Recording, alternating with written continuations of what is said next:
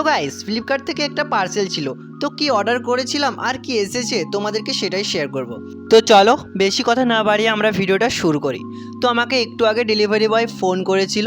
তো ফোন করে বললো যে তোমার একটা পার্সেল আছে, তুমি তোমাদের ক্লাবের সামনে এসো। তো আমি ক্লাবের সামনে এসে দাঁড়িয়েই আছি, কিন্তু ক্লাবের ওখানটায় প্রচুর রোদ ছিল, তাই গাছের তলাটাতে একটু দাঁড়িয়েছিলাম। তারপর দেখলাম যে দাদা এলো, ডেলিভারি বয় এলো। তারপর আমাকে আমার পার্সেলটা দেখালো, এবার পার্সেলটা আমাকে দেবে। তো চলো পার্সেলটা নিয়ে তোমাদের আনবক্সিং করে দেখাচ্ছি। তো দাদা আমাকে পার্সেল দিয়ে বেরিয়ে গেল। তো এবার চলো বাড়িতে ফিরি, বাড়িতে গিয়ে আনবক্সিং করে তোমাদের দেখাচ্ছি। তো তোমরা দেখতেই পারছো আমার হাতে এখন পার্সেলটা।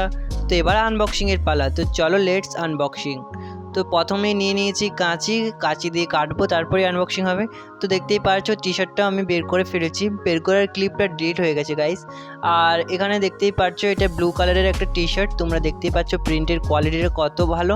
তো এটা আমি মিডিয়াম সাইজে অর্ডার করেছিলাম এই কারণেই, যাতে এক সাইজ বড় নিলে ভালো হয় আর কি, যেহেতু এটা ওভার সাইজ টি শার্ট। তোমরা দেখতেই পারছো যে এটা কতটা বড় বড় লাগছে, অ্যাকচুয়ালি বড় নিলেই ভালো। তো আমি এটাকে টেলারে দিয়ে ফিটিংস করিয়েছিলাম। তোমাদের এই মিনি ব্লগটা ভালো লাগলে লাইক করো। Bye guys.